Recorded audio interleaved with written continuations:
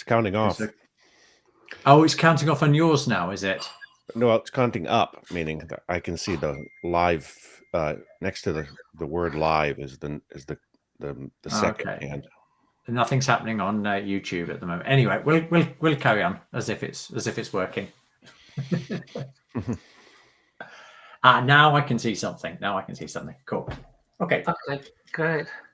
So we've come to the end of our study of the riddles of philosophy, which, what was that? Was it 14 chapters you were there, Angus? 15, something like that. Yeah, 14, 15. Yeah, so because we doubled up on a couple of shorter chapters, didn't we? Okay, yeah. So it's been quite an epic. I and Barney joined a little bit later, but it's still been an epic journey. And it's funny because in this last session, many people were saying every chapter is a blinder. And then there's the final chapter, which is like the blinder of blinders. It's astounding. And it is wonderful because, in a sense, all throughout the book, Rudolph has been tracking philosophy, and through his kind of intense ability to enter into the philosophers, to put himself in their position, and yet also obviously being not them, he's kind of able to point out their limitations, point out where they relate to other philosophers that those people themselves might not necessarily have realized. There's the similarities between two different philosophers that were maybe sort of pointing in different directions. So he's been able to follow philosophy, and in the terms that we've been recently talking about, the development of this being that entered the history of the world uniquely in, I don't know, about 500 BC through the Greeks. Through the Greeks, yes. So something that happened there in the Mediterranean, the Middle Sea, on the borders of that, in the passage of kind of the preeminent culture, as it were, from the Persian over to the European. And that's not to exclude the like the Chinese that were going through their I think their Taoist moment. The Confucian, I think, was kind of a bit before that, and then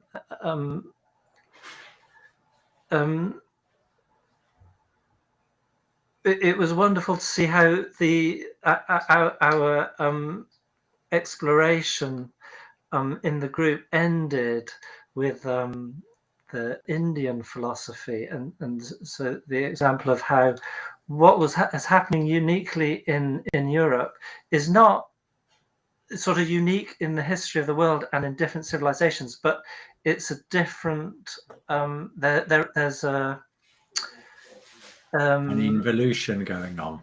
Yeah, so there is something new there. Other peoples have touched on this, but there's something quite original in this moment.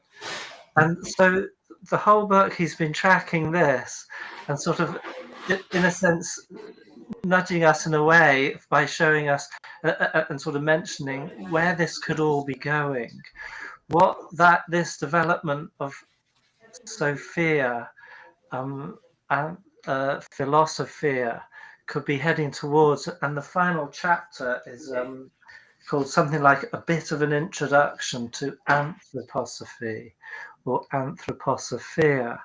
And so it in a sense, although we've felt it and we sort of thought about it coming, in a sense, it's an incredible revelation when he just kind of, everything becomes cast in a new light. And sort of, there's 2 points there that I'd like to highlight. One is that philosophy has been kind of tracking the world, and natural science gets to this point where they say, okay, and for example, to take the example of natural science, when we're perceiving, we don't actually perceive color. It's something that's going on, maybe a chemical reaction in our brain, and then the chemical reactions are actually, atomic movements that we can't even see, we can only think about. And so everything that we perceive is some kind of illusion. And the revelation in this chapter that anthroposophy gives is that it's not an illusion in the sense of that it's unreal. It's that sort of half of it is suppressed. So we're left with something that is incomplete. And that is very original to something like, say, Bhagavad Gita and so forth, where the description is the world is Maya. But here is, it's not kind of all irrelevant. It's just half, it's incomplete. So instantly, you know, modern science finds its ground in relation to like all the older spiritualities, which might say, well, this world is just Maya. But it says, yes, it is an illusion in the sense that it's not all there.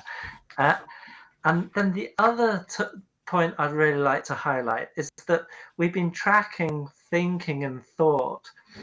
And it gets to the point where you suddenly realize that thinking and thought is more, it's not a kind of an end in itself, but it's something that the soul has been using to reach this position where it becomes conscious of itself, and then through exercising this facility, it then gains the activity, the consciousness of the activity of itself. So then what's important is not the study of the world that thinking gives us, but the activity, the effort that the study of the world gives us, that then generates this new kind of life and realization in the soul, or of the soul.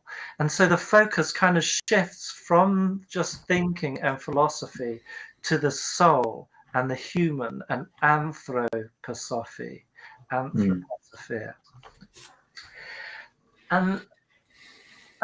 just to kind of like maybe tie that into terms that might be more graspable to some in modern terms, is there was a lot of discussion about the body and the role of the body and the soul in a sense.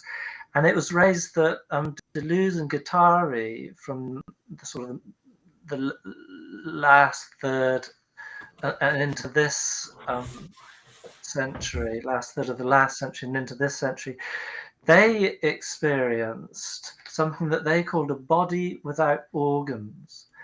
And I think that could be a useful, at least a kind of like a useful transitional concept to try and understand. And Rudolf Steiner, in fact, says that it doesn't make sense to talk of the soul, this new sort of realization, as a substantial thing, as a substance, but as a state of consciousness. And I think that's what Deleuze and Guattari were trying to say in a body. So it's something comprehensible. You could call it a body in that sense. You know, it's distinct from other things, but it has no organs. It's a state of consciousness. It's not differentiated like an organic being.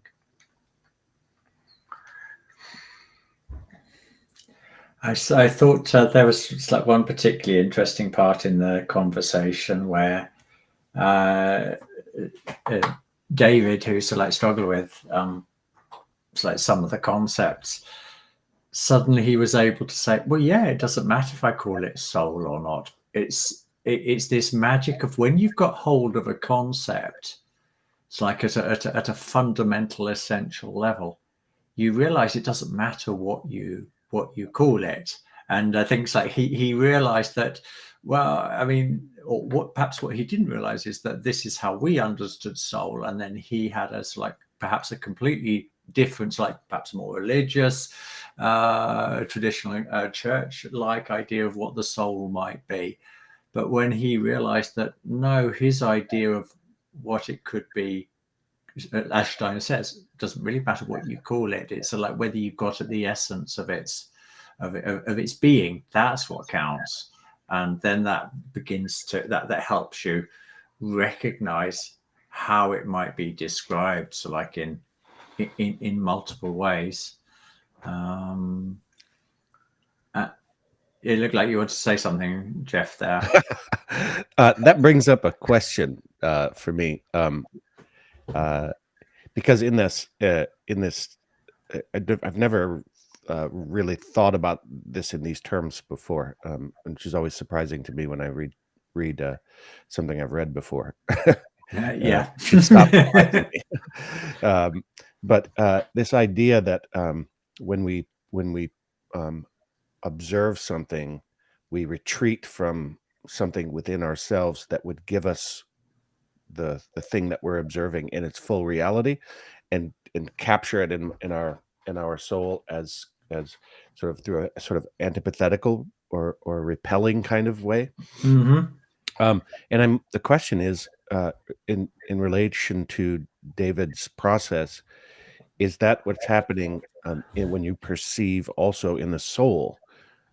Do you know what I'm saying? So if we perceive a tree, in a sense, we observe the tree, and we have a self-conscious experience abstracted away from the actual reality of the tree in order to go through a process that is that then gives us the full reality of the tree to some extent. Is that true also with feelings and with willing and perceptions within the soul, of soul processes?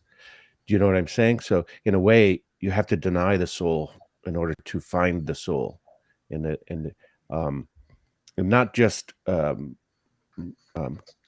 deny conventional thought about what soul is. That's clear that David is wrapped up in some conventional definitions, and in fact is somewhat blinded by his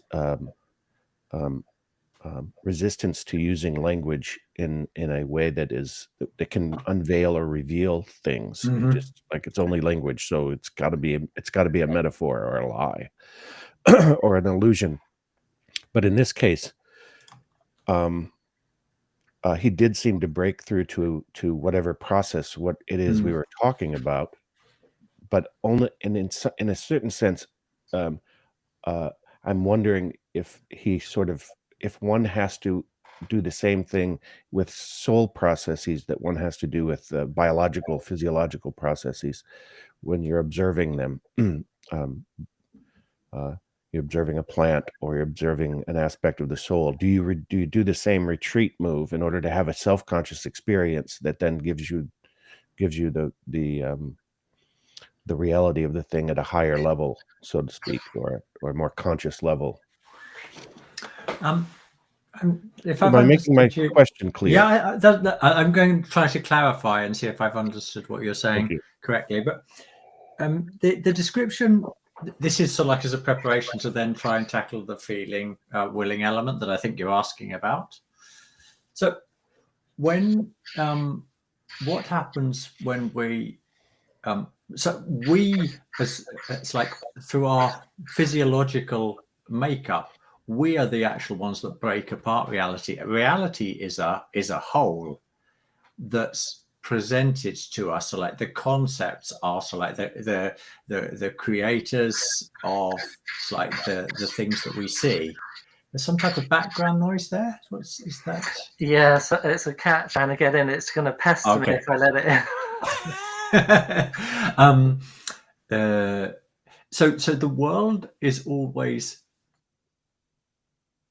the world also like exists so like in its complete reality, but it's when we first receive it without having permeated with thinking, we don't realize that we're only getting half of reality. We're getting the perceptual side without the thinking, and that we have to develop that in our own ego consciousness, or that thinking has to sort of like be added to that. So this is I think, if I've understood it correctly, this is a part of the description of what this exceptional state is. When we perceive something, the mere perception of something won't give us the concepts that describe it. They have to be, we have to create them within ourselves. But it's not like we are there actively creating. What we're doing is we are creating an empty space in which those concepts can then sort of like form in us, and then we recognize them in the world outside.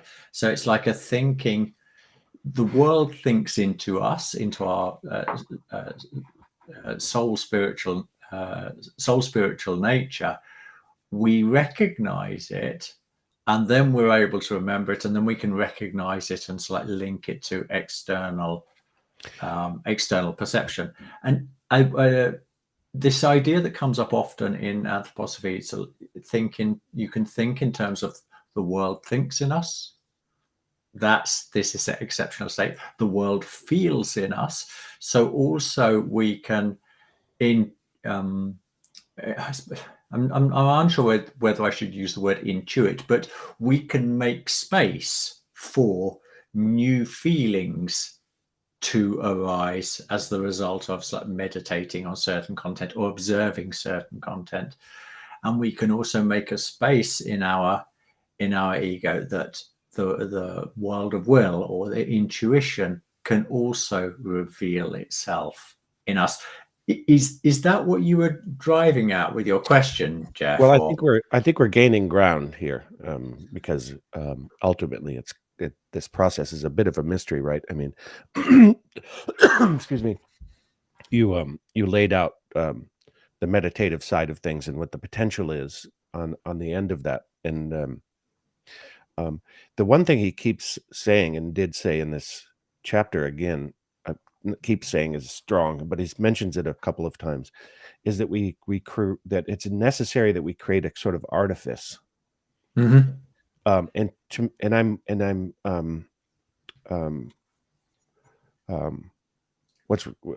This points now to the idea of the mental picture in philosophy of freedom, because it's an individualized concept. Well, what's an individualized concept? It's not just a concept that I hold geometrically different than you. I hold characterologically different than you. I hold it unique to me personally. So Mm-hmm. This is my self-identity. This is the self-conscious ego, right? So I think just as without bringing in meditation quite yet, just as a psychological process, looking at the soul from a, say, psychological science standpoint, from a spiritual perspective, which is the only way to do so, the spiritual perspective creates its own the spiritual process creates its own self-identifying, transparent to itself, self-identifying form in the soul, or identity in the soul. And he also says this, he also describes this as part of this process in this chapter, which is that whatever higher versions of this evolution of consciousness, it will be beings that create their own forms that are transparent to themselves. So at every level, that's what's occurring. And we're just beginning to do that within the vessel of the soul life. That's just starting for humanity. It never happened before. When the Greeks were there, they were perceiving this process outside them, because it in a sense is the self same process. So this then touches into what is it that's being. So you mentioned when you were describing that, you mentioned everything except that when we observe something, we suppress something in ourselves in order to go through this process of to enjoy consciously creating, receiving that new content, instead of it being something that we unconsciously passively just accept. passively given. Yes. Yeah. It's no longer passively given, and we're not satisfied with it being passively given. Or probably if we were, we'd have to be in the life processes, meaning our consciousness would have to be in our organs. If there's wisdom inherent to the nature of things, that wisdom is something other than a artifact, a passive artifact generated by our liver, say. That helps. I'm feeling a little bit lost. I'm not fully sure what you're driving at, Jeffrey. Can I just clarify one thing first? Is when you say when we okay, the last thing you said was about suppressing so that we can then create. What is it that we are creating? We're creating a self-conscious individualized experience. Not this is what he uses the term again, is experience. We create an individualizing, self-identifying experience that is connected with the observation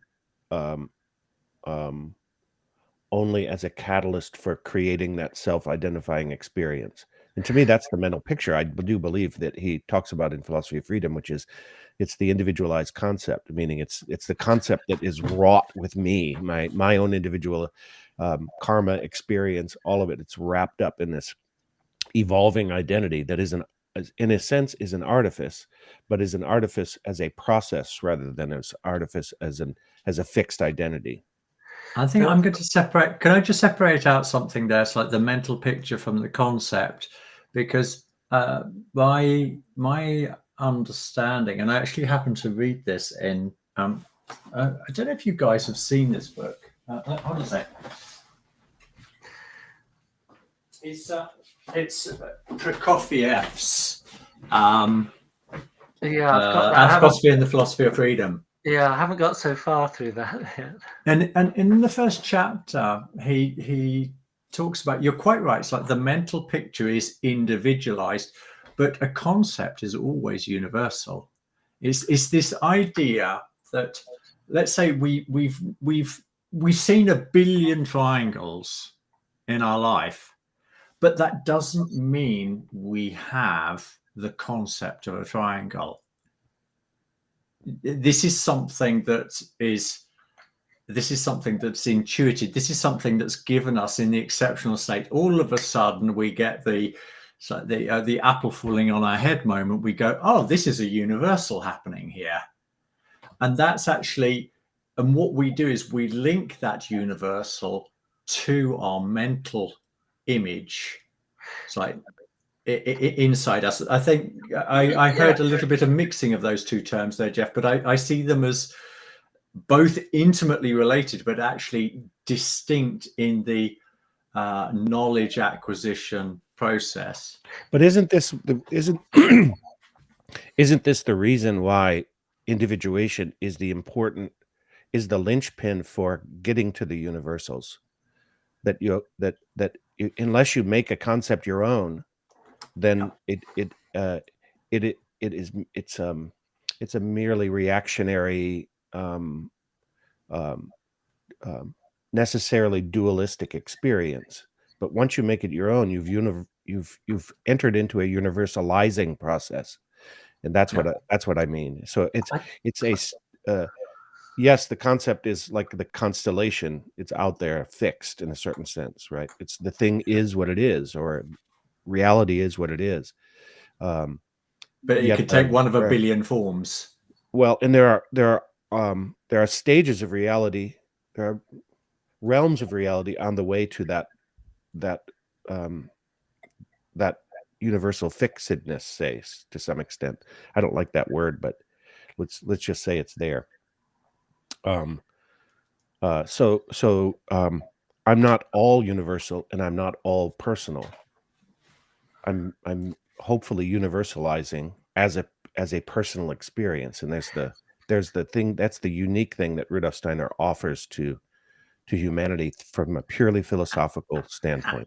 Is it possible to? So can I, Jonathan? I just want to add something there. This comes to Schiller and so Spieltrieb, and the idea that this is where freedom becomes possible, because we, as you say, Jeff, there are universals. So like it's like deterministic if we just have that aspect of life, but because we have that capacity for the individualization, the individual experience of these universals, that's where we have the freedom to live in a non-deterministic space. Sorry, That's Jonathan. I just wanted to add that there. Yeah. I mean, what you just said, Angus, that seems to me to be what I understood you, Jeffrey, to be saying, in the sense that, okay, I'll ask a quick question. Is it possible to experience universal, let's say the universal triangle, without experiencing a particular triangle? Is that possible? Or so I'm asking, can you experience a concept without it being a mental picture? Because that would be my understanding, is that the mental picture is where you combine the concept with a particular. And so, do you see what I mean? Isn't this what he calls pure thinking? Thinking about thinking without actually having a specific about it. It's that thinking in universals. So, and one of the descriptions he gives at some time is like how an angel thinks.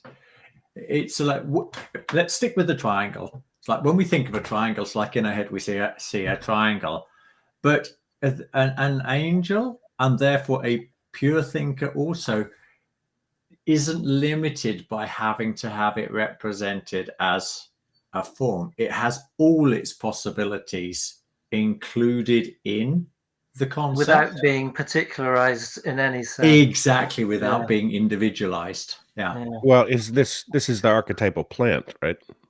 Also, exactly. Yeah. So this is I don't know what to call it, because I'm not experiencing it at the moment.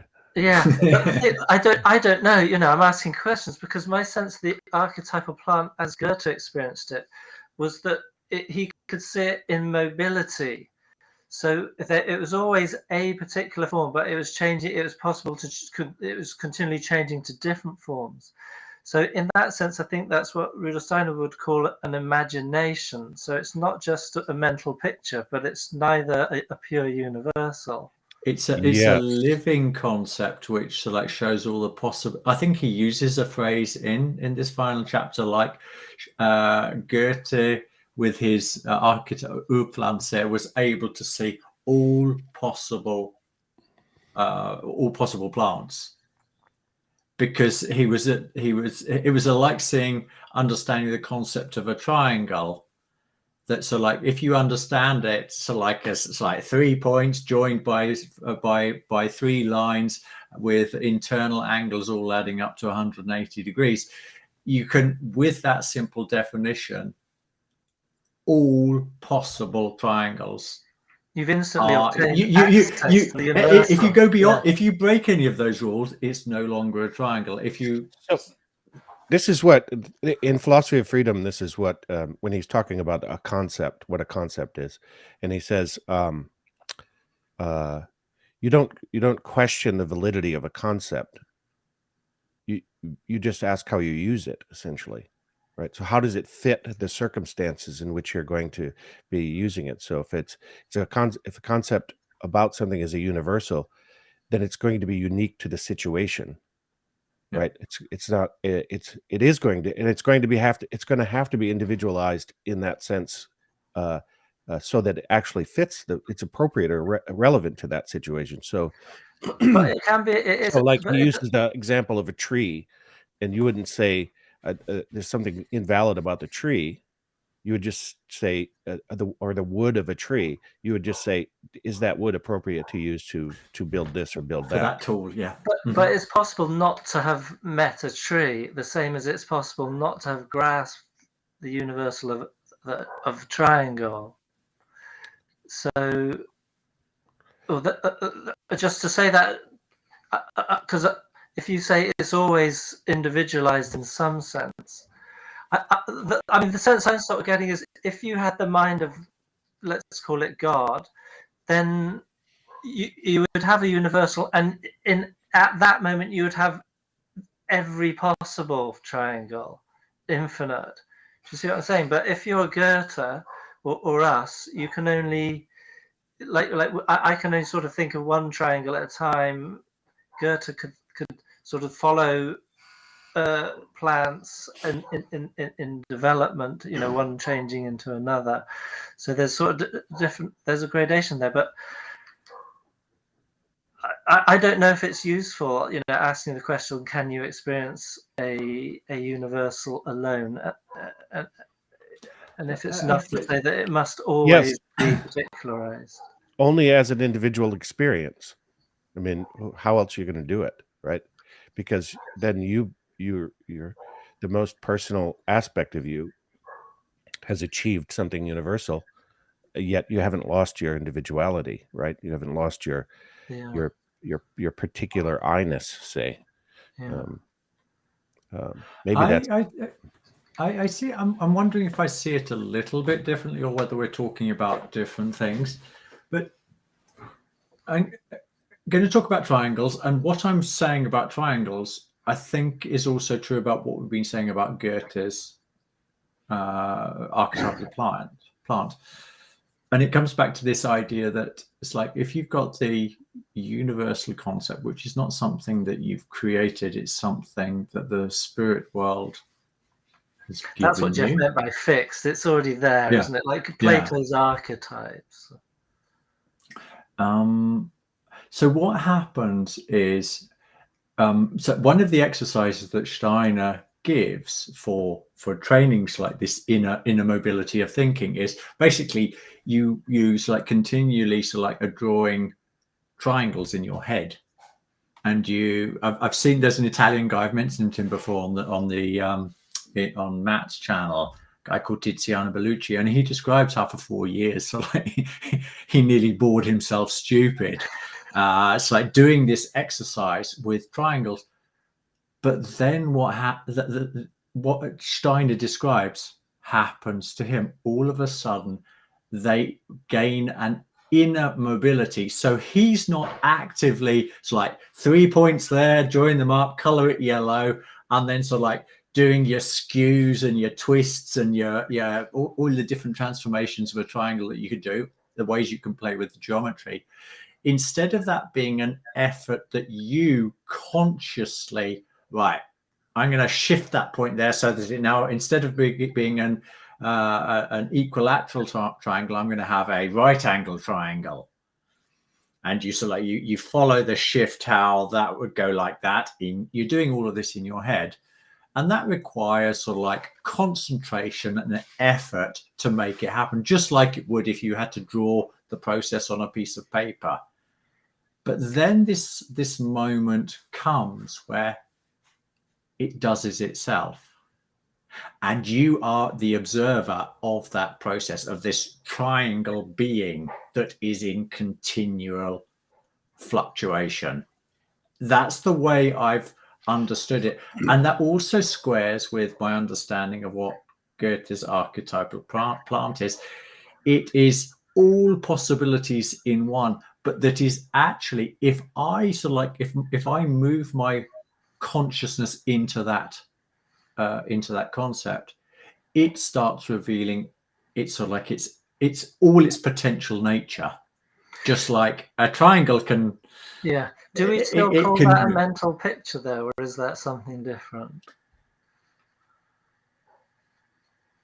Or a mental picture. I think we would call it a mental film. Because the things Jeffrey was talking about, we create, and now we've moved to something that is creating itself. And that's right, and this is the key. This is the key idea that I'm trying to add here. That if I've understood it correctly, this is what happens in this process. If it's been performed with enough soul energy, then actually this artifice that we've created of drawing triangles in our head or studying plants eventually leads to another. It's like the archetype itself embodying itself in us so that we get to experience it directly in its fullness rather than in static forms. So when you said is it a mental picture? That's I was trying to indicate that perhaps we ought to think about it like a mental film, because already in film we can feel the movement, we can feel the transformation that we can't feel in a static picture. And we also know that's like the etheric, it's like it's an evolution through time, and a static picture is dead. There's you Yeah, can't feel the life in it. But we're looking at the difference between a film or a picture that we are creating, and then at a certain point it changes and we become conscious that it has its own life, and it's creating itself. But we are fully conscious Yeah. of how it came into being. Right. Yeah. So yeah. Because we through our own effort, we sort of like we went through this process. Yeah. Okay, I really like this. I think we're continuing to make progress on this. Let's pull it out of the two-dimensional world, right? And because it's at a certain point you could talk about triangles and you just it's just a flattened experience of reality, whereas what we're talking about by its very nature changes that which just comes into relationship with. So that's why we have an economy, for example. So I was trying to get at the footnotes group is that the economy is a symptom of a spiritual reality that we transform our environment, and that is inevitable as relates to how we do it. Then is where the freedom comes in, and a triangle is not going to evolve over time. A plant is, right? An I am. And human beings evolve over time. So I think we're getting at this plaguing, not plaguing, it's not the right word, but this question that seems to keep coming up, at least for me, which is how do we as individuals, how are we participating in the overall evolution of life?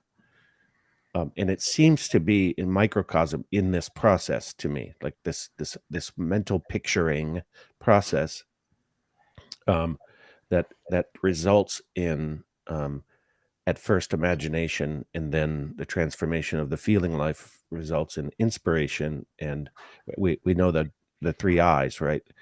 So it seems to me that in this we have the way in which we're participating with the evolution of humanity, the evolution of of life on Earth, right? I'm not claiming I understand it at the moment, but I'm just getting an inkling of that. I think we can like draw this even closer, like what you're saying, Jeff, because what is the riddles of philosophy according to Steiner? It's the history of the being of philosophia. This is a being, this is a living being that is shaping the thinking instead of sort of like moving around the 3 points on a triangle. It is the being that's living in these thinkers, and they are giving individual expression to this cosmic wisdom. And so like some of them do better jobs than others. Some focus on certain aspects of cosmic wisdom and leave others by the wayside. But in the totality, what we're seeing is as it's an individual expression of this living being. And this living being, just like a plant can't grow a flower before it's grown its leaves, before it's grown its stem, before it's grown its root system, also philosophy itself. If we've got this central dynamic going on, we've got ego consciousness, individual consciousness, and then consciousness that's afforded by thinking, and these two fundamental, we can only understand through thinking. I'm getting lost in my thoughts as to you sort of pointing out with thinking there's an objectivity that enters, which then we're sort of already coming out of our individuality in a sense, so it's able to invite another being in. Is that what you were? I think what I was getting at is what Steiner talks about at the beginning of the final chapter. Is like, this is the question that's like the philosophers through the ages have been battling with. We've got a developing separation of consciousness from the cosmic consciousness, and then we've got a thinking aspect that's trying to reconnect. We're so like we're in this dynamic where for the freedom aspect of development, we have to separate ourselves out. We have to separate ourselves from these living beings. Otherwise, they tell us what to do. They're invading our lives. Do this, do that, and we don't know what we're doing. So we're separating ourselves out from the freedom side, but the knowledge side of us is like saying we want to understand like why the cosmos is like it is. And that's what's like causes us to want to reintegrate. And this is the fundamental tension, the separation from the whole in individual consciousness, but the desire to know the whole, which like draws us back out to the whole, the whole cosmic picture. To religare, to reconnect. The religious. Yeah, without losing the center that we've created. If we've created it, of course. Yeah, I think inevitably we have to, at some point, just sort of, in a sense, by the impact of all the senses, there's a sort of center being created as soon as you, like I believe an animal's responding instantly. And it might have a sort of subconscious memory, but I don't think it's really. It's acting out of instinct. Yeah, and yeah, and I don't think it really thinks that it's different from its fellows. When your animal snuggles up to you as though you're another animal. Do you know what I mean? It treats you as one of them, but it doesn't notice there's a separation. Yeah, it can't even begin to imagine that's like we can do mathematics and we can build houses, and it sees all the fruits of those abilities, but it is incapable of understanding how it came about. Yeah. And we stand in the same relation to the cosmos. I mean, we'll make up things like Big Bangs and that type of thing to try to explain it.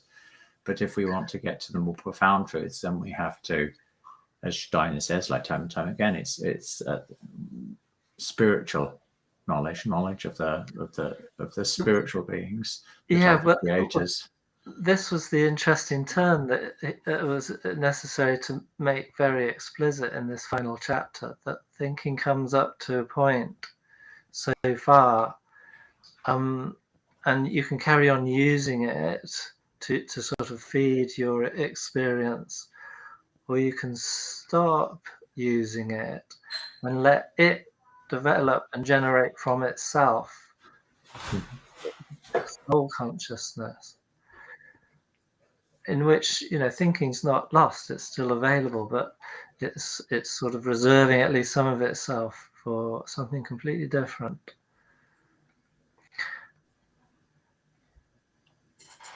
Well, it's creating new forms. So it's creating new forms out of old forms. That's the evolutionary process. So we are we start to become participatory in that in the process of creation itself, and that's a deed that we have to choose to do, and then continually choose to do. So we have to carry it out with greater and greater freedom, which means to take hold of the faculties of the soul that are passively experienced, like feelings, and the life processes underlying the willing process, and it's a graduating experience, but it's a deed that we participate in, and I guess that's kind of what you guys are saying, is that it starts to awaken in you as a self-determining entity that's not even you to some extent, but I wonder to what extent you choose to invite in I have the feeling that it's more of you. It's more of you than we think it is. Yeah. There's a bit in this last chapter where Riddles spoke about the provisional form of the ego. So on this side of that experience, there's me, and then when that soul has come to realization in me, I've come to realize it. Then I'm not that provisional ego form. It's a different. We still call it ego, but it's not as it was. Well, that's what I was saying about the artifice that we create an artifice. It's provisional. It's a placeholder, so to speak, or a form creation that we can then fill in with that which actually is, as opposed to that which is provisionally waiting to be filled in. Right. And that's it. So I believe that we experience both the filling in and the forming of the being filled, and also the forming of the substance that fills, for lack of a better word. Can we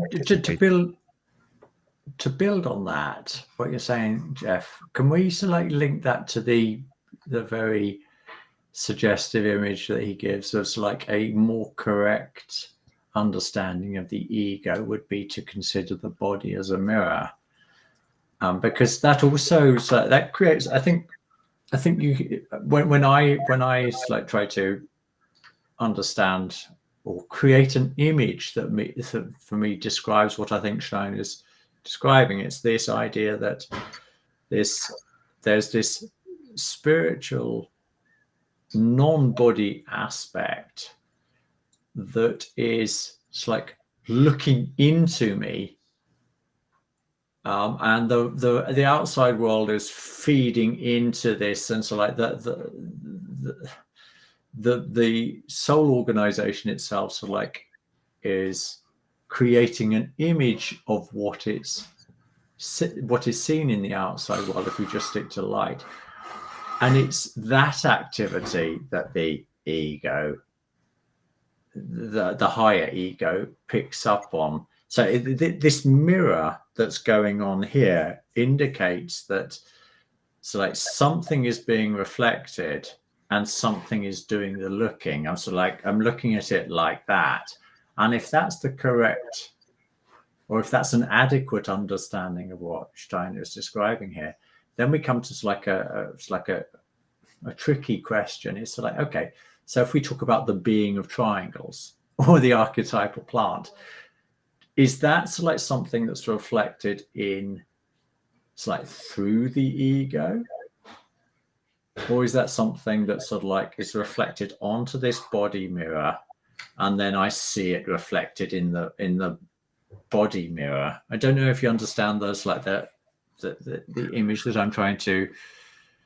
I'm not sure. I don't even know whether it's a good enough image to use, whether you should think about it like that. But for example, this question that you come back to, Jeff, again, how is this philosophy being incarnating? Is it reflecting in the mirror indirectly, or does it have to come through our own I being, our own higher I? And something intuitively says to me that's exactly what has to happen, that it has to pass through us. It isn't it doesn't just bounce on this mirror and then I might happen to see it or not. It's like I have to channel it through me. And one of the reasons I think a little bit, there's two angles here. I thought Chad was very interesting. It's Chad, isn't it? The guy who talked about the astrology aspect there, because there he's also talking about being the planet beings, triunes and sextants or whatever it was he was talking about. The idea that there are also cosmic forces that come into play, so it's an incarnation like Steiner can happen. And if we go back to the Middle Ages with people like Giordano Bruno and magics like that, they were really into how do we capture the living quality of certain spiritual beings, planets, how do we capture them in a talisman or an amulet so that we can use their powers? Now, I'm not talking about whether we should be making amulets, but whether we actually, that's what our relationship to the cosmos is. We choose which powers to work through us, and that's also an element of this free choice.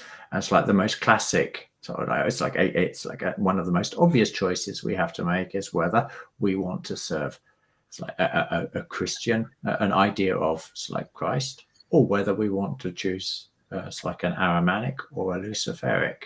I mean, this is like grossly simplifying the whole picture, but it is this idea of what do I want to allow to come into, it's like conscious awareness in me, and then that then flows back out into the world. So I said a lot there. Yeah. No, you're getting at something there that I mean, you're getting at a lot there. But the thing that really, the idea of connecting the reflective, say, instrument that is the body with the cosmos, and the way in which Chad was describing how and when Steiner came into that incarnation, and what potentials were there because of it, say. And I say potentials because Steiner himself talks about other people who could not fulfill their destiny for whatever reason, and that destiny would have been something you could read on you, like, that's not just me, right? So presumably the reflection is there not just for you, but for me as well. Like your body is a reflection for me of that which you wish to reflect, that which you wish to cast upon it to reflect to some degree. Yeah, that's what you're saying, right? And therefore it needs to come through the ego, as opposed to it's like bouncing around in cosmic space. Yeah, it has to be you said channeled, or it has to be well, that's why attention is so important, right? And he uses the word here in a way that he did not in the rest of the book use the word attention at all. And he uses the word in this chapter to suggest that's a focusing device for that which is in what arises for me here too is this idea of reflection. Because if you pulling way back, if you go to like occult science, say, and I know we can talk about these things because we're all similarly versed, but on, say, Saturn, we were just reflective of the spiritual beings in reality that were there. But that reflection itself is part of the evolutionary process by which interiority occurs, right? And so in a sense, this is a not quite a claim, but a guess based on this work, that what we're witnessing is the soul moving from being a reflective device to something that itself has its own interiority and is no longer merely reflective. And now the body is the reflective device, which will eventually gain its own interiority, in the sense of being a spiritual being as opposed to reflecting spiritual realities. Does that land? Yeah, and I'd like to add another sort of further description. When I was looking into Philosophia, Anthroposophia being, one of the descriptions that Prokofiev gives, taken from Steiner obviously, is how, and on the old sun, that the spirits of wisdom, when they reflected into the archangels, then the archangels, so they receive that impulse of wisdom, but they don't give it back as purely wisdom. They change it, and it becomes light-filled wisdom, because the archangels are beings of light. And I think it's also that idea that we are creating an essence of what we are, and this, whatever it is we choose to focus on, have our attention on, channel any of these words that's like indicate a receptive state to something. We're not just a pass-through system where sort of like no change happens. I think the point is that that's exactly what should happen. Something enters to us and gives rise to something new. So like this eternal creative process going on and being transformed. So these impulses are being transformed by living in me, by living in you, and by living in every like individual human being on the planet. Well, I don't want to go too far here, but if the beings of the sun gave this wisdom light, then what are we giving this wisdom? Exactly. Yeah, that's love, isn't it? And if this is stunningly beautiful to me right now.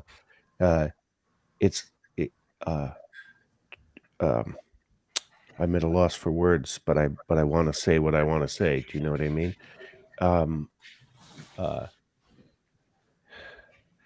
If the very fabric of existence for us is what's true, good, and beautiful, or what is moral, or and what is of value. Is it this chapter he uses the term value, or is it the previous one? The previous one. Previous one. Yeah. Then wisdom with light-filled wisdom is ours to transform into love.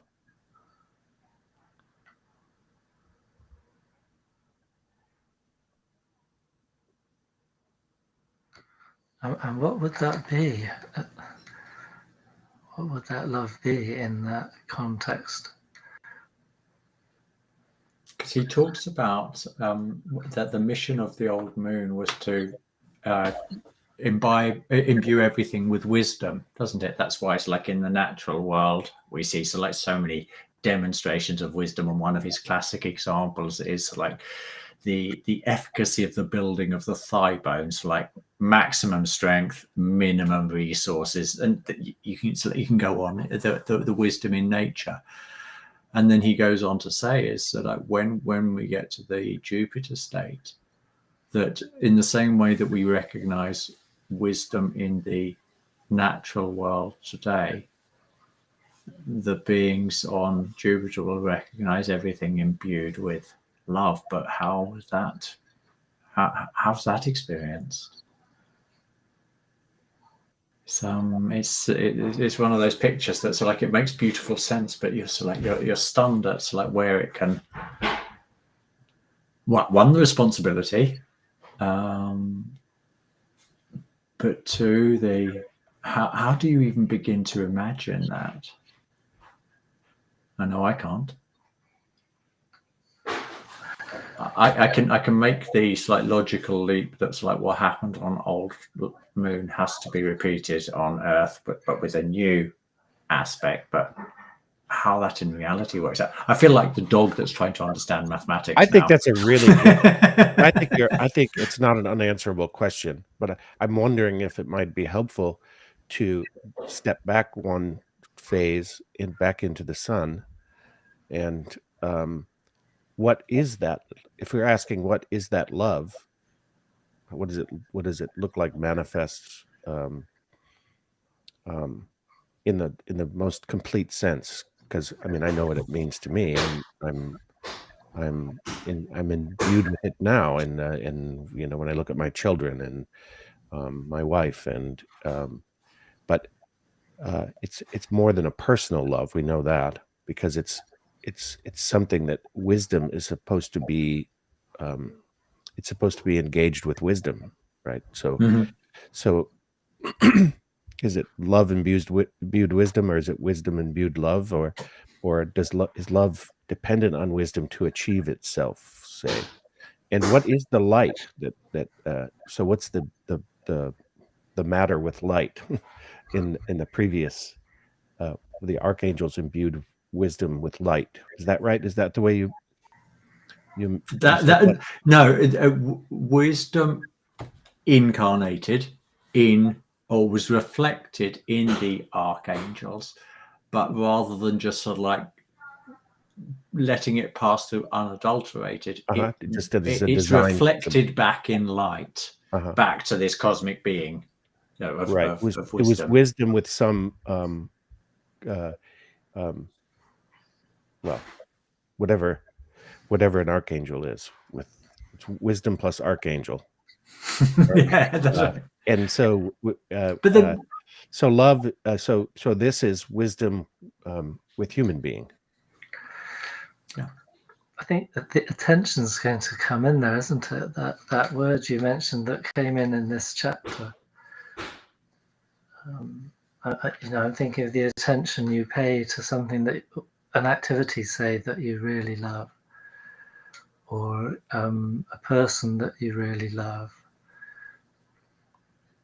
Because in the pursuit of knowledge, that love of the subject is absolutely essential. If you want to, again, you've got to extinguish yourself for a while, so that in the exceptional state, it's like the spiritual worlds can reveal a truth to you. And I've lost myself in that thought. It felt like I was going somewhere. This extinguishing of the self, of losing ego temporarily, so that we can be inspired, intuited. Something can be intuited into us is an essential part of that process. But then we do transform it somehow. We do work with it. We let it work through us. It's perhaps a more adequate way of describing it. It seems very interesting that we began speaking about how something is suppressed in our now ordinary consciousness, that has lost something but enabled something more to grow. And now we're talking about suppressing ourselves, that something else can be. But it's more, if I understood it correctly, if you agree, you agree with me, guys, here. But it's the temporary, that this is something we do. We lose ourselves to find ourselves, and this is sort of like beginning to sound what like you were talking about at the beginning, Jeff.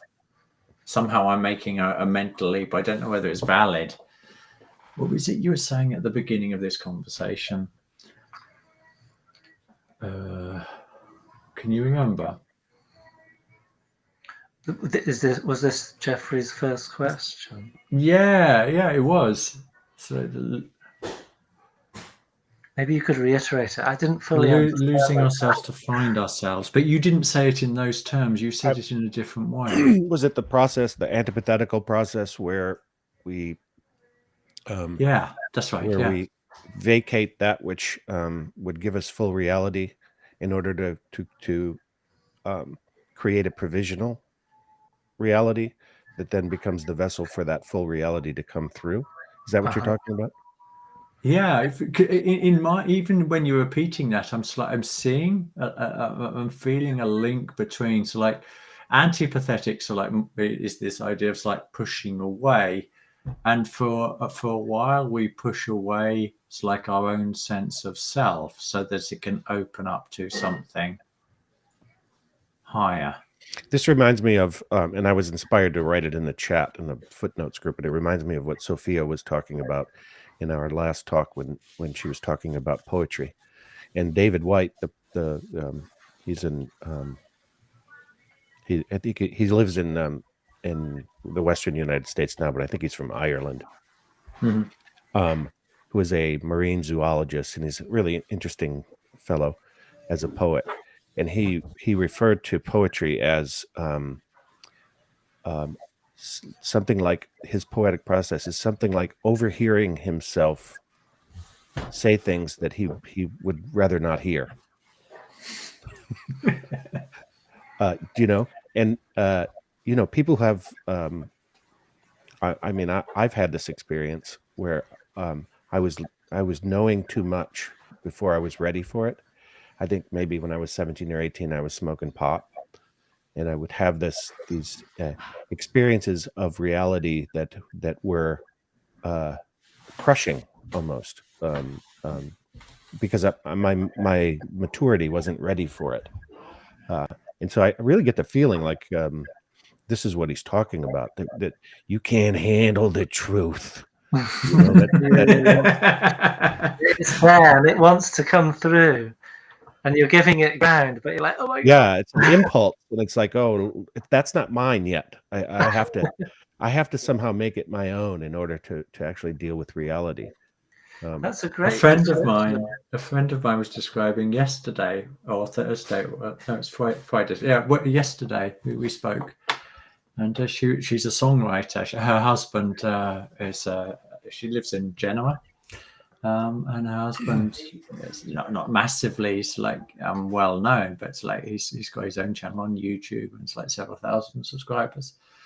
And she often writes the music for his, and she does the artwork. Some of the artwork is really, really great. But she was describing how sometimes they say, you wrote this, and she doesn't recognize that she's written it. And I think that's symptomatic of what you were just describing there, Jeff. So like if it hasn't come through fully consciously, sometimes we're not even capable of recognizing something that we ourselves, or that has passed through us. It's a little bit like, I was fascinated by channeling. We're going back 25, 30 years now, but I remember buying lots of books on Seth. What's it called? What's her name? Oh yeah, Abraham. It was a the different law of name. attraction.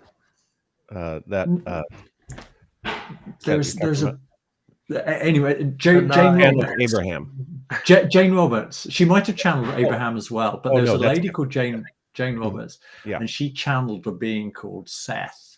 Yeah, and it was really interesting, just as like a mind expanding idea about like different thoughts.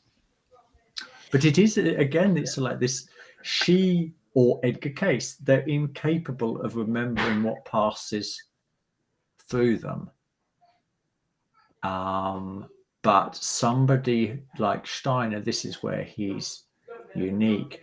These beings can inspire him, and he doesn't need a second person there transcribing what he's saying or this type of thing. He is conscious in his being, so that when he comes out of that state, he's then able to faithfully report what's going on. And if I just build on that idea, I think we've had this topic up before, but it's worth repeating. This is why the study of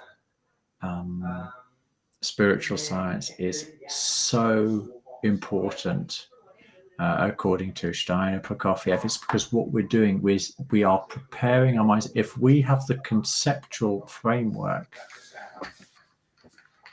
for describing these processes, then when we enter into them, we don't lose consciousness. It is really like a preparation of the mind for when this world decides to reveal itself. We don't just lose it, or it's like it passes through us like unfiltered, and leaves no trace in us, other than like the wonderful experience we perhaps had whilst we're in it, but it's no longer accessible. There's so many threads to pick up there. Sorry. One of the threads is that there's no such thing as science without spiritual science. Science, basically, in his the way he expresses it, the way he reveals it in Riddles of Philosophy, is science is null and void as natural science. It's not providing us with reality. It's refuted itself. It stays in that provisional self. And then, it could stay there because it just says there's no such thing as a self, right? Except it's where it's encased or entombed. Yeah. But there was another thread too. So I want to follow that thread, because in the riddles of philosophy and in philosophy of freedom are the seeds for a proper science of botany, of human development, of psychology, of sociology, of anthropology, of all the special sciences uh, need to be practiced through spiritual science. Otherwise, we don't Pat, sorry, Jeff, I was wondering if it was the bit on channeling that you wanted to build on, because we could describe ourselves as wanting to consciously choose who we channel and to be able to, or what we channel, and we want to be able to remember that process. That's like the fruits of the engagement with that living being that is not incarnated. But then it's not, I would argue, it's not channeling anymore, because channeling is we touched on this before. As I understand channeling, I remove myself and something else acts through me. Exactly. Yeah. And then I might be able to come back afterwards and look and sort of, oh, these are the recordings, and make sense of it. Like automatic writing and automatic drawing and these type of things. Yeah. But somehow I think we're touching on a situation where it's channeling, but we're still conscious, and so we're not vacated. We haven't vacated ourselves at any point. Although there is a suppression of own interests and desires and connection with this world for a while, isn't there? Yeah. But with love, I'm fully there with my attention, but it's not on me. So that's a bit of a mysterious thing, isn't it? Whereby everything you do and are about is for the other. Can I throw another spanner in the works? I wouldn't call that channeling. I wouldn't sort of equate that with channeling, because I'm still there. It's my love, as it were, mine. But do you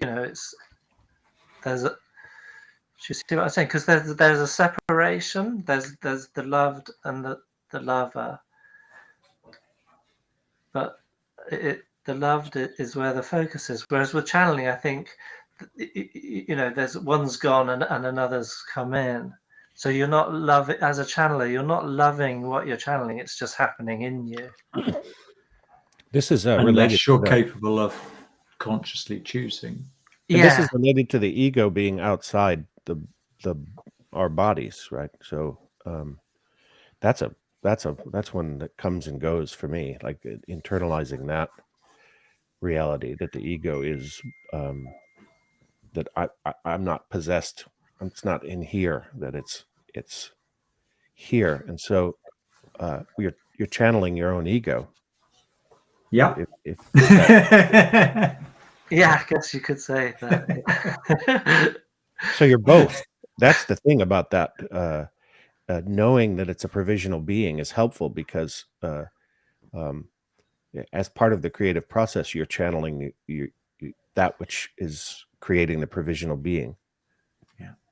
And when you begin to think like that and like have that as your descriptor of a truer relationship with your inner life and your body, inner obviously doesn't mean in your body, but it means it's like your soul life, then a concept like the double, which Steiner talks about very often, Dostoevsky wrote an incredible book about it, and there's lots of other stuff out there that's really interesting as well.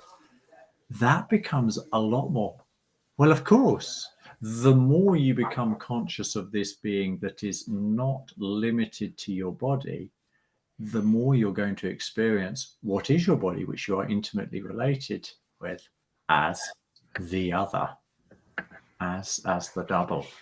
Well, and I'm going to try and link this. Sorry, go on. Well, just here comes love, because what you're talking about is intimacy. Yeah. And to know someone is to be profoundly intimate with them. So both revealing and revealed.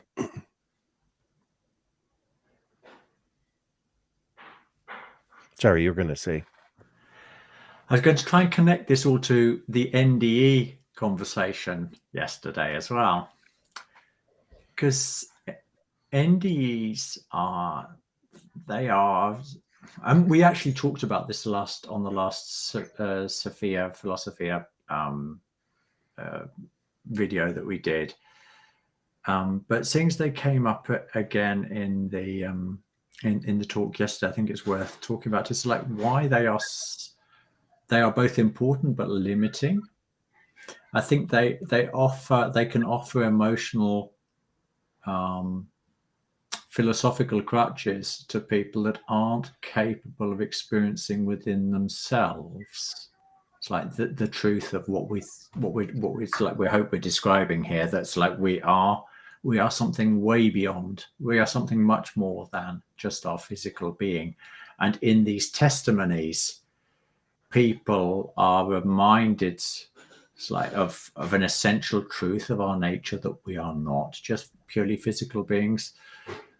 But they haven't. So I suppose perhaps I see it as like a little bit like spiritual food. People who haven't managed to convince themselves yet of their place in the world, and this type of content where people talk about experiences outside the body, and there's lots of scientific evidence to support the idea that they're not just making this up, that these were real experiences. I think this acts as a comfort. And it certainly did to me when I looked into this in details like 10 plus years ago. It's like it's hugely comforting and mind expanding. So like when you listen to these people describing their own experiences, but predominantly centered around this idea that death isn't the end, that there is something that is essential to us that survives death, that we are not our physical bodies. I think that's something that a lot of people like and want to hear. But if they aren't capable of squaring that, it's like in the conceptual life, having a conceptual life, having a spiritual science that's able to make that square with everything else natural science is telling us, and it's like lots of other things going on in the world, then I think they live as like instead of two pictures of the world that sort of like come together, so like to strengthen the individual sense of so like my relationship to the spiritual world and the physical world. I think they still experience them as sort of like two very separate worlds. I don't know what you thought. What you thought about what we talked about yesterday. Yeah, I would draw a link to like classical channeling, in the sense that you're not in charge of the business, and it just comes back to that classic thing where if you don't master an idea, it's going to master you. Do you know what I mean? It's always going to be there, worrying what do I do with this? Shall I follow it? Is that a good idea? Till you can make it your own, it's going to. So, in the sense of the channeling, they can, as you said, broaden your mind and say, okay, this is not the be all and end all. There is something sort of greater out there. And similarly, I'd link it again to the experiences with psychedelics. It can, and it certainly did for me. As a youth, I was starved of something that I knew was missing in the world, and that was the only thing that my culture offered me. That seemed to suggest, apart from reggae music. What type of music did you say? Reggae music, because reggae. The spiritual message, it was a sincere spiritual message I found in that music. But the psychedelics said there is more. It suggested there was more, but but as you said, it was always apart from me. I could never make it my own, and how could I? Because I had to ingest something. I had to invite something else to me that wasn't me, and so it's always going to be a master of me as in that sense. You know, it's and that's ultimately not what I want. You know, I can't love or be loved by something that is my master. Do you know what I mean? The master in the sense that it obliterates me.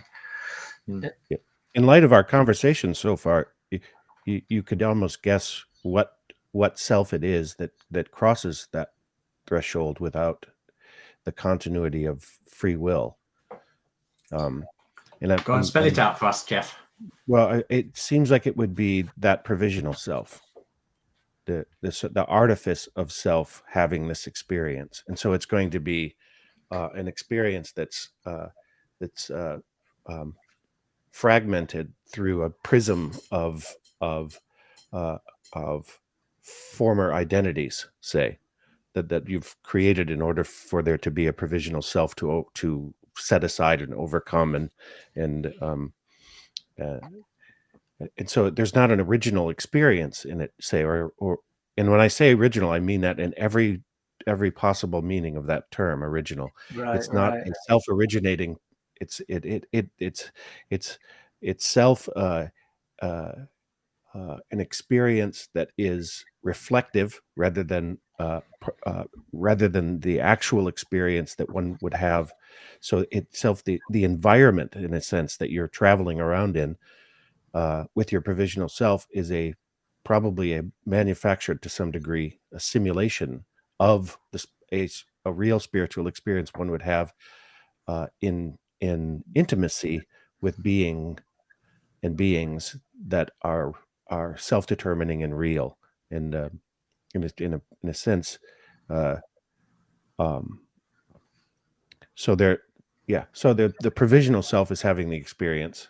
At the very least, the provisional self is having experience, not the self that forms that provisional self. And the other thing about it is that it's something that is an experience that is mind expanding, but that is in front of me rather than that which is my heritage, out of which I came. And we have this death wish in our culture, which is associated with this, I think, which is let's get to the afterlife already, right? As opposed to let's remember where we came from, out of the world out of which we originated, because that's how you'll find what the true nature of that which is transcendent is. I think it's a real tragedy that we've got a wire cross somewhere, in that many people say, well, these shamanic cultures, which are the older, the more traditional cultures, they use psychedelics. And so, you know, the Bible came from psychedelics, etc. And I think it's a complete misunderstanding, and that the sense I get is that we were spiritual beings, and, you know, we had a spiritual consciousness, we became embodied, and we sort of held that within bodies, and we became more and more embodied. And as that happened, and we were forgetting our spiritual consciousness, we found that we missed it, you know, and we regretted the loss. And in that, we found some substances that helped sort of at least sort of bring some memory, something back to that. And so all these psychedelics are after the original spirituality, that their attempts to get back to it, but they in fact are the proof that it's been lost, and that they are only a substitute for it. And yet today there is like a sort of quite widespread consciousness that they are the origination of spiritual experience, and so they are the a way that science can investigate it and you know, attempt to come to terms with it and so forth. And the individual, but they have to. These are people living in a materialist conception of the world. They don't. Spirits for them are.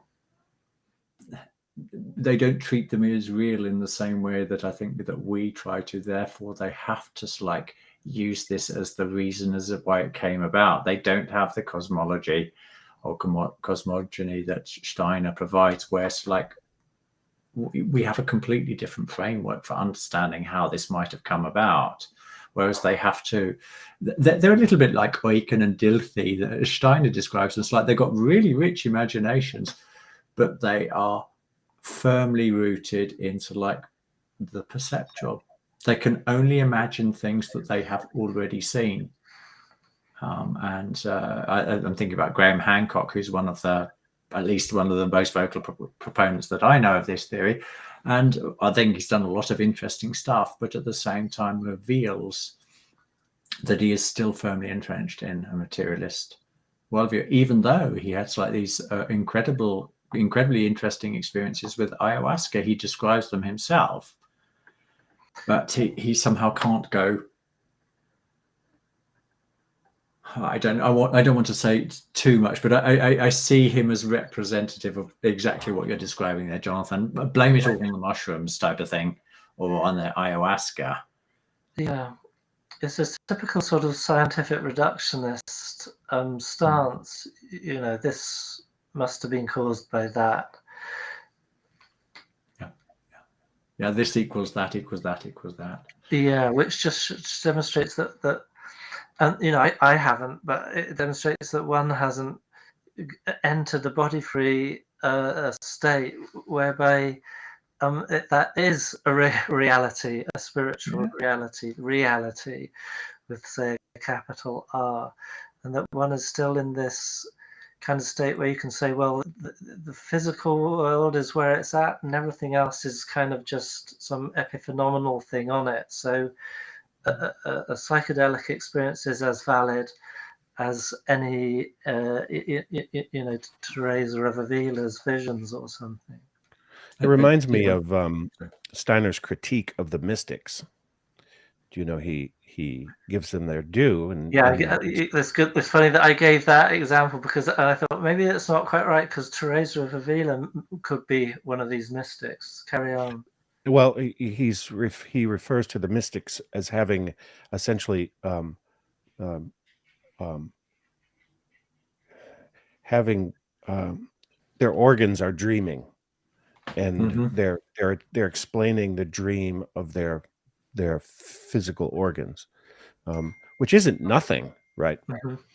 But it's also a sleep. It's something that's happening in a subconscious way and has no way to be a conscious experience, which is why we need the soul to mediate between the physiological processes and the perception of what the body can give as wisdom, perhaps. Yeah. And important in both of those, it's like the sincerity. I don't doubt in the slightest that Graham Hancock is extremely sincere, and has created a lot of really interesting material. And the mystics, I don't in the slightest doubt that they were sincere in their desires, but there's a capture going on there. It's like being captured in a paradigm. And this is what we're trying to break out of. Right. And this is where it gets really important, I think, to speak clearly about these things, and not overly critically, but soberly. That we are in scientifically speaking, we are in a process of the evolution of consciousness, and those were appropriate experiences for their time, and they're not appropriate for this time because they're not revealing the full reality. And only the full reality will do, right? Yes. Now. Yes. It's available now. Sorry. So what is appropriate to the consciousness of our time, where the evolution of a soul has evolved to the degree that thinking, feeling, and willing can be a vessel for reality itself to awaken in us or become a fully conscious experience. Yes, so and the experience of creating the provisional soul that will be the vessel for that. Well, the world is providing us with lots of antipathetic stimulus, isn't it? Yeah. And that's probably part of the process, isn't it? It's like consciously crossing over the threshold or not. As the Yeah, case may do be. this and you'll find it unsatisfying because it's not what you're really looking for. Yeah. I'm gonna spin off as like this is still in this like the channeling direction, but my mind went off on a little walk at some stage, and I was thinking, what would happen if I just let the concept of we were talking about channeling, and I was thinking about possession in the Middle Ages, how everybody knew what it was, so it's a generalized concept, or at least that's the impression we're given. And I was thinking, okay, what would it be like to be possessed by the archetype of a triangle? What would happen to us then? And I was thinking, so the type of creativity. So this is where you begin to feel the creativity of these forces. All of a sudden, you're chucked into, gosh, wouldn't the world look funny if some people were channeling this archetype of what would the world look like if everybody tried to channel it, or a certain group of people did. But then another thought was given to me. I didn't produce this, but somewhere then we have the manifestation of the stigmata, and this is also people channeling. That's where an idea becomes so real in these people that they Or an physically emotion. manifest what it is they are trying to let live in them. Yeah. I think but I think it was more not. Yes, of course, the idea is there, but it was the sensation, the emotion, the feeling reached right down to the sensation, and then that actually manifested. I think the triangle possessed could be something like a bit autistic. Can you imagine just continually walking you could only walk in triangles, and if you ever saw a blank space, you would draw triangles out. Well, this is actually a pretty serious brings up a pretty serious question as relates to the way in which those say experiencing those archetypes are formative. Like what do we have you're a free saying, relationship to them? we would actually see reality through triangleness, and because of that we would act out, and probably our bodily form would be somehow become triangular in whatever triangular is in Like its this, essence. Right. So what is the so right down into the physiology. but the trouble it's is fun because it creates a sort of a provisional experience of that which actually is already happening. So you mentioned the word possession, and I look around me. People are possessed. and you can tell because It's not a unusual thing like it might have been in medieval times for somebody to be possessed. Almost everybody is possessed. A friend of mine once said, "Who sponsors your ideas?" Do you know what I mean? It's like, is that Nike? Is that, Yeah. in a world full of propaganda, those the archetypal forms are brands, right? And I feel that, like I've had that experience while building a house. I was by myself, and it was an extreme experience, and I lived in the house, and it was outside all the time, and I would have these like flashes of branding, like the Nike swoosh, come up as if they were meaningful, just like imagistically, and a feeling about it too is really bizarre. It's like I was purging the something, or maybe I'm finding the actual meaning in the archetype of what a brand is. I don't know, but I think you can tell one is possessed in the sense that we're all possessed, and we should all be possessed, but of ourselves. And if you are possessed of the archetype of the triangle, that doesn't figure into the human body. That doesn't figure into this history and everything, that this direction. So it's going to distort, and something's not quite right. So, possession is normal. Normally I'm possessed with myself, and that's fine because it fits. Well, this is what's so killer about Riddles of Philosophy, that he does the Erpflanze. Is that how you say it, Angus? Urpflanze, yeah. Urpflanze. He does that move on the human psyche, right? And so we have the archetype of the archetype human, but it's not an archetype that is fixed. It's an archetype that's evolving, and the evolution itself is part of that which is archetypal, right? How does an archetype evolve? I'll put that question on the shelf for the moment. But anyway, well, it doesn't. So if we abstract a little bit to say Michael, does Michael evolve? Anthroposophia, does she evolve?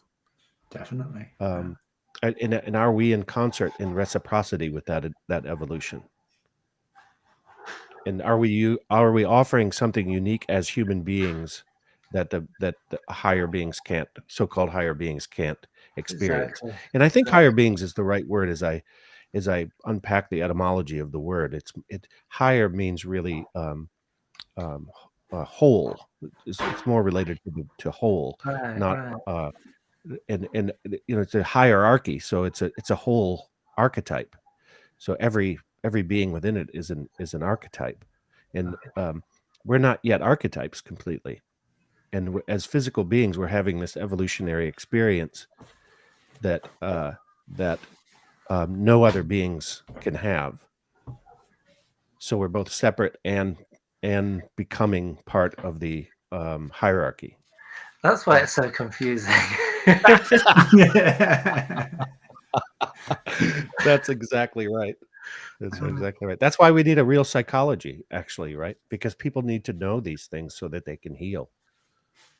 Right? That's yeah, and conversations like this, where you can talk and you can make mistakes in your thinking, and but when you're with friends who have a similar desire to move forward and to grow, that they become meaningful conversations where you correct each other, but not in a judgmental way, but it's how did you mean that?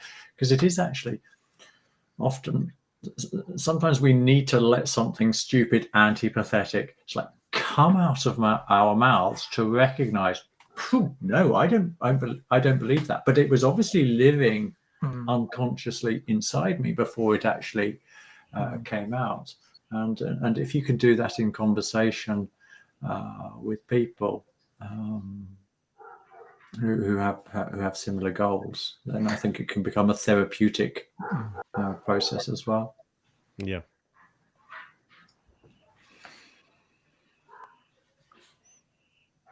Who wants to give the last thought? We'll be going an hour and a half. Who would like to round off? Well, it's good medicine. Good medicine. Yeah. I think that's a good place right there. Like, this is we all came in damaged to some extent, and the process of healing is a social process. Yeah. Cool. I'll press stop there. Yeah.